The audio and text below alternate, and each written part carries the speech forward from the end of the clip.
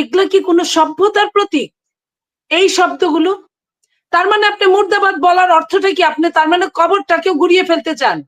আপনি তো বলেই গেছেন যে আপনি কবরটা পর্যন্ত গুড়িয়ে ফেলবেন, এবং আপনি শুধু এখানেই ক্ষান্ত না, এবং নেক্সট ডেস্টিনেশন হবে তারপরে বিএনপির কবরস্থান যতগুলো থাকে বা কিছু। আপনার এই স্পর্ধা কে দিয়েছে?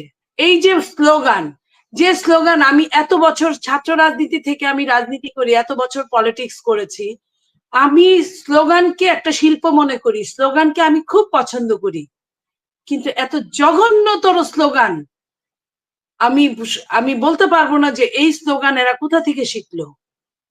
এই প্রজন্মের সন্তান, তাদের মুখ এত খারাপ হবে কেন? এনসিপি কে তারা স্কট করে নিয়ে আসলো, বিশেষভাবে যত্ন সহকারে নিয়ে আসলো, অথচ অন্যদের ওই পাশে অপর পক্ষে 4-5 জন মারা গেল। এটা কোন দেশের? এটা কি কোনো রাষ্ট্রীয় আইন? দেখেন, তারা যে লড়াইয়ের কথা বলছে, তারা যেভাবে লড়াইয়ের কথা বলছে, পৃথিবীর ইতিহাসে কোথাও নাই যে একটা চলমান অভ্যুত্থান থাকে, চলমান বিপ্লব থাকে।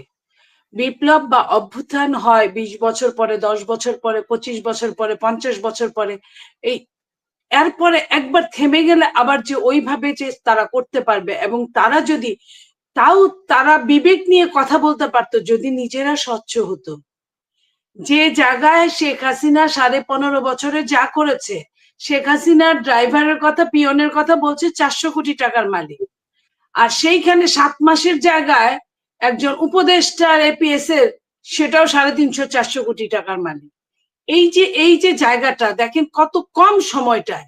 তো তারা কিভাবে বলে, যখন আপনার কি বলে আইফোন নিয়ে কথা হয়, আমরা শুনি বড় বড় নেতারা কোথায় আইফোন দিয়ে যাবে, একজন নারীর কাছ থেকে যখন 48 লক্ষ টাকা নেওয়া হয়, বা আপনার বসুন্ধরা নিয়ে যে কথাগুলো হচ্ছে, অফিস নিয়ে যে কথাগুলো হচ্ছে, আপনার কি বলে ইফতার খাওয়া নিয়ে যে খাদ্য মানুষকে দাওয়াত করে যে 5 স্টার হোটেলে যেভাবে খাওয়ালো, আমি তো আওয়ামী লীগ বা ওই টাইপের বা বিএনপির কথা যখন বলে, তখন এরা তো অনেক বছরের পুরানো সংগঠন, তারপরেও তো তারা রাগঢাক করে।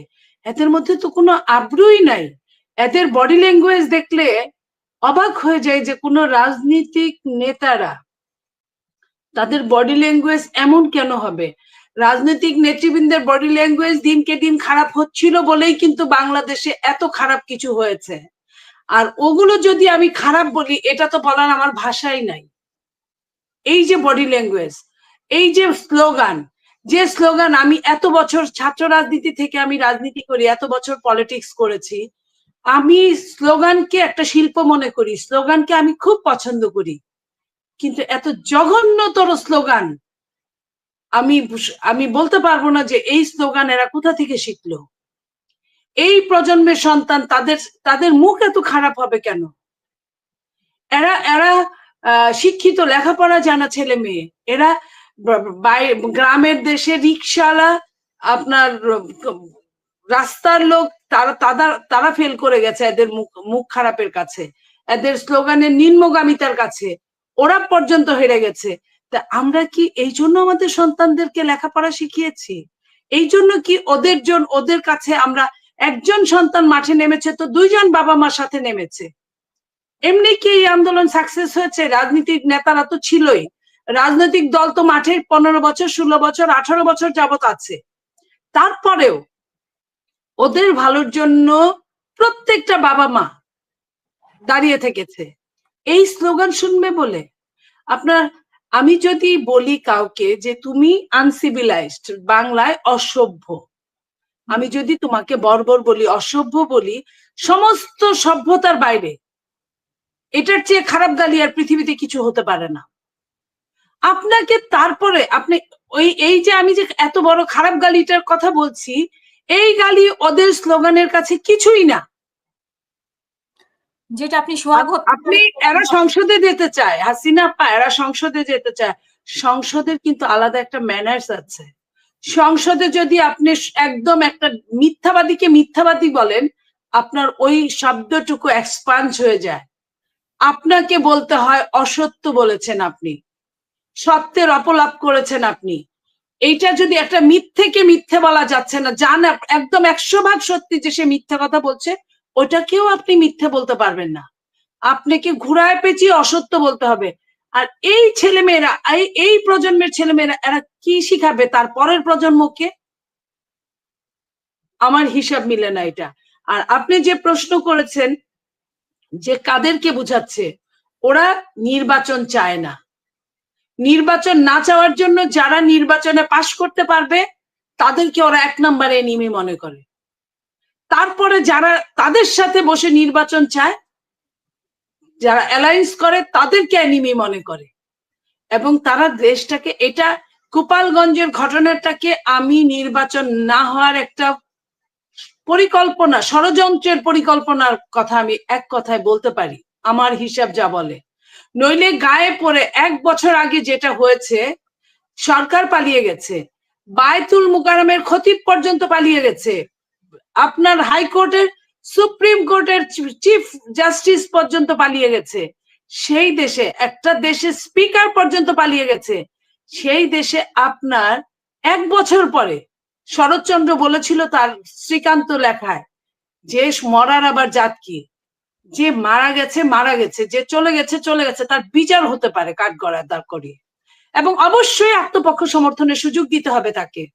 সে চোর, ছেচোর, গুন্ডা, বদমাশ, খুনি যাই হোক না কেন, তাকে আত্মপক্ষ সমর্থনের সুযোগ এটা আইন করে দিয়েছে, আমি বা আপনি কেউ করে দিই নাই। আইনের মাধ্যমেই রাষ্ট্র পরিচালিত হয়। তো সেইখানে সে গিয়ে বলতে পারে না মুর্দাবাদ, জিন্দাবাদ, হ্যাঁ অমুকবাদ, মুর্দাবাদ। এগুলা কি কোনো সভ্যতার প্রতীক? এই শব্দগুলো, তার মানে আপনি মুর্দাবাদ বলার অর্থটা কি? আপনি তার মানে কবরটাকেও ঘুরিয়ে ফেলতে চান। আপনি তো বলেই গেছেন যে আপনি কবরটা পর্যন্ত ঘুরিয়ে ফেলবেন, এবং আপনি শুধু এখানেই ক্ষান্ত না, এবং নেক্সট ডেস্টিনেশন হবে তারপরে বিএনপির কবরস্থান যতগুলো থাকে বা কিছু। আপনার এই স্পর্ধা কে দিয়েছে? কে দিয়েছে এই স্পর্ধাগুলো? এবং আপনি এইখানে দেখেন, আমি আইন শৃঙ্খলা রক্ষাকারী বাহিনীকে যেমন আমি ধন্যবাদ জানাতে চাই, ঠিক তেমনি আবার প্রশ্ন করতে চাই। তারাও বিবেকের কাঠগড়ায় তারাও কিন্তু আসামি এখানে। কারণ আমি যে ছেলেটাকে দেখলাম যে সে পড়ে আছে, তাকে পা দিয়ে মারানো, এটা মেনে নেওয়ার মতো না। এই যে গলার মধ্যে, বুকের মধ্যে, এটা মেনে নেওয়ার মধ্যে না। আর এক পক্ষকে আপনি নিশ্চিদ্র নিরাপত্তা দিবেন, আরেক পক্ষকে, যেইখানে আমরা যখন দেখি যে কোথাও কোনো সমস্যা হতে পারে, কোনো রাজনৈতিক দল এবং পাল্টা দল সমস্যা হতে পারে, তখন আইন শৃঙ্খলা রক্ষাকারী বাহিনীকে ওই ক্ষমতা দেওয়া আছে 144 ধারা জারি করার জন্য।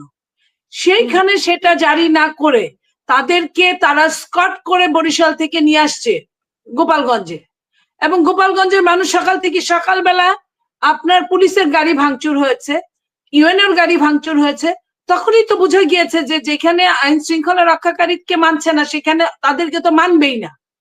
আপনার এই ছেলেদের, এই এনসিপির, যেটা স্নিগ্ধা বললো ঠিকই, তাদেরকে ছেলে বলা ঠিক না, তাদের দল এনসিপি এখনো যদিও নিবন্ধন পায় নাই, তারপরেও আমি বলবো এই এনসিপি কে তারা স্কট করে নিয়ে আসলো, বিশেষভাবে যত্ন সহকারে নিয়ে আসলো, অথচ অন্যদের ওই পাশে অপর পক্ষে 4-5 জন মারা গেল।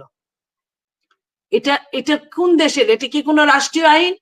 যখন এইসব চলছিল তখন আপনার সরকারের ছত্র ছায়ায় সরকার নিজে পুলিশের ট্রায়াল রুমে, পুলিশের যেখান থেকে এইসব দেখা যায়, সেই কন্ট্রোল রুমে, পুলিশের কন্ট্রোল রুম থেকে আপনার তারা যারা দেখলো তারা কোন আইনের ক্যাটাগরিতে তারা ঢুকেছিল, ওখানে সর্বোচ্চ স্বরাষ্ট্র উপদেষ্টা যেতে পারে, আর বাইরে কেউ যেতে পারে না। তাহলে তারা কোথায়? রাষ্ট্রের আইনটা, যারা আইন প্রণয়ন করে, যারা আইনের উপরে থাকে, তারা যদি আইন না মানে, তাহলে আইনের যারা রক্ষক তারা আইন মানছে না, আর আইনের সাধারণ জনগণ আইনের ক্যাটাগরিতে মারা যাচ্ছে, এটা তো হতে পারে না।